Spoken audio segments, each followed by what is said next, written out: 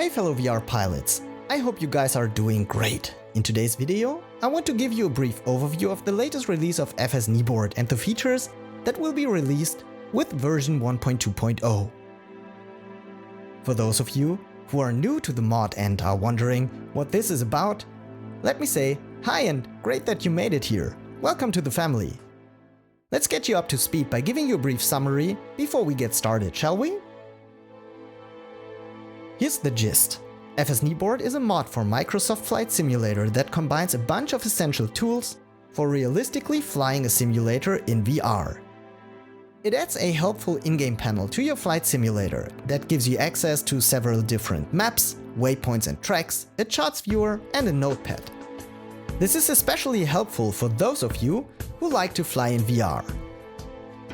FSKneeboard can be downloaded for free from my GitHub, or alternatively, you can decide to support the development of the mod by purchasing a license and in return unlock some exclusive features at fskneeboard.com/buy now. And here's the kicker. You set the price yourself and decide how much you want to pay. Before we get to the update though, let me put a quick disclaimer out there and answer an important question. Is this mod malware? I know that some people had issues with their Windows Defender going crazy with the previous versions of this mod, hence answering this question is important to avoid any misunderstandings. It is a well-known issue with Go libraries, which is the programming language the FSKneeboard server is written in, to trigger what is a so-called false positive. Virus scanners do not see Go binaries as often as they see binaries compiled from other programming languages. Hence it may throw their heuristics off and cause a false alert. I have addressed this issue in greater detail in the README, so if you encounter this issue, make sure to take a look at it and give it a good read. Great, so let's get to the update. First of all, update 1.2.0 fixes some bugs. I won't take a deep dive into the details here, but I guess the most important fix is good news for those of you who purchased Microsoft Flight Simulator via Steam. While the auto start feature, where FSKneeboard would automatically launch your flight simulator along with the mod, did show a pretty nasty error when the Windows Store version wasn't present, Steam users can now use the auto start feature as well. Simply pick the batch file from the server directory that fits your version of Microsoft Flight Simulator and you're all set. Or start FSKneeboard with either the --WinStore FS or --Steam FS option respectively. Now for the fun part. What's new? Autosave. This is my personal favorite and somewhat of a lifesaver to me. Let's face it, Flight Simulator in VR can be a pretty nasty bit. Every now and then, I feel like a beta tester, especially when I encounter yet another crash to desktop or CTD. And I know that it is not just me. The internet is full of reports of people having crashes with Microsoft Flight Simulator. For a while, I was honestly too scared to fly longer legs, simply because I didn't want to CTD on short final and start all over again. Or having to think about saving my flight every 10 minutes or so. But not anymore. I implemented a handy autosave feature into FSKneeboard that can automatically save your current flight every 5 minutes and thus save your progress on a particular flight in case of a system crash. Personally, I love it and I wouldn't want to fly without it anymore. Simply start FSKneeboard with the option --autosave 5 to enable the feature, or replace the number by any interval in minutes that you deem fit. For example, autosave 3 would create a save game every 3 minutes.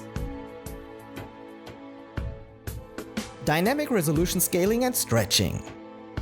Another bug in Microsoft Flight Simulator that really drove me crazy is how the in-game panels are handled in VR. Here's the gist.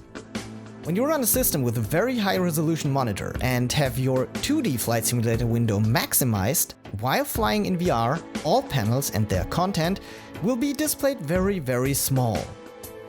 Some fellow pilots asked me if it would be able to change the resolution dynamically, and that is exactly what is possible now.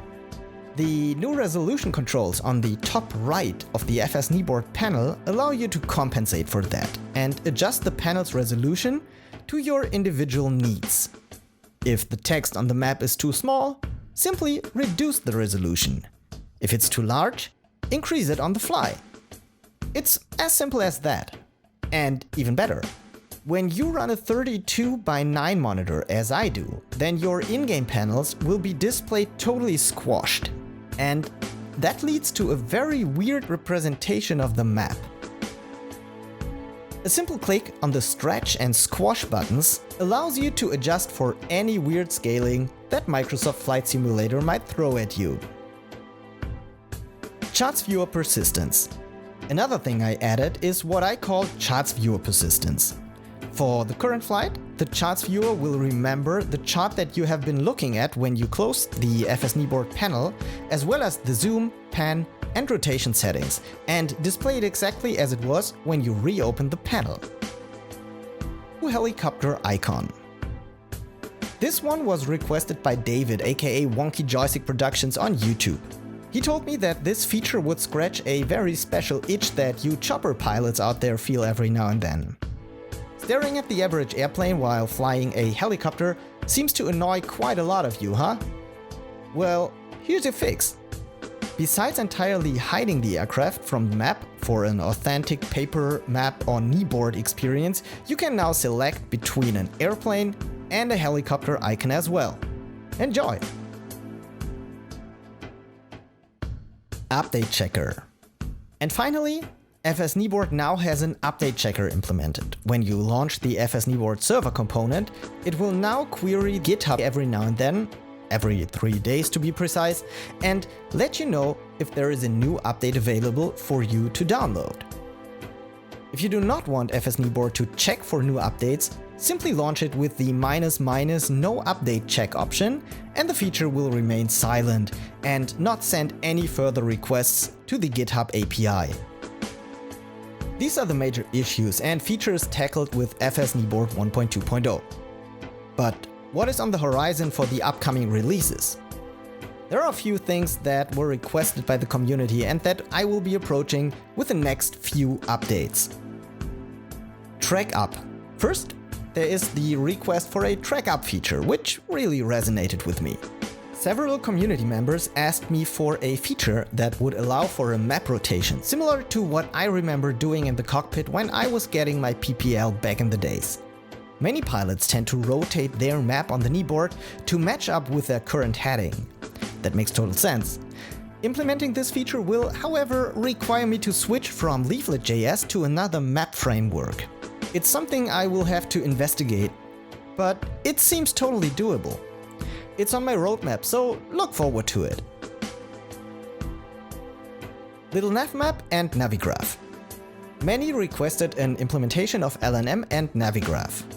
I love the idea, but I am still investigating what is possible and how it can be done.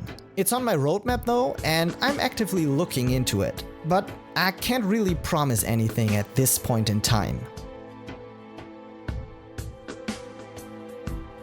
The Charts Viewer is currently a bit limited in terms of compatibility and functionality. Many of you would like to see a real PDF viewer added to the mod instead of the PNG viewer that we currently have. I'll see what I can do about it, but I need to do quite a bit of research and testing here to see what is feasible and what isn't. Another feature that some of you suggested was the support of subfolders to further organize your charts. It would be nice to group charts by individual airports, for example, and I can totally see how this would make sense. That's another item on my to-do list. Another thing many of you requested was adding the capability to display the current Flight Simulator flight plan on the map, in addition to the already implemented manual waypoint feature. And I'll definitely look into that. But I haven't done any in-depth research to investigate whether this is technically feasible or not in terms of how Microsoft Flight Simulator interfaces with SimConnect, etc. I will look into this pretty soon though. Yet another thing regarding the waypoints feature that I would really like to implement is a waypoint auto removal feature. As soon As I get close to a waypoint, I would like it to disappear and set the next waypoint as the active one. I'm not entirely sure how I'm going to implement it though, as it can be tough to find the right threshold. How close is close enough? What do you think about the feature idea? Let me know in the comments or send me an email. External Notepad controllers and Numpad input. This is a big one and it's still on my list, though probably not for the next release. External controllers for writing on the Notepad, such as writing on an iPad or a graphics tablet. In addition to that, it was suggested to enable the Numpad for writing down numbers like frequencies or other numeric instructions.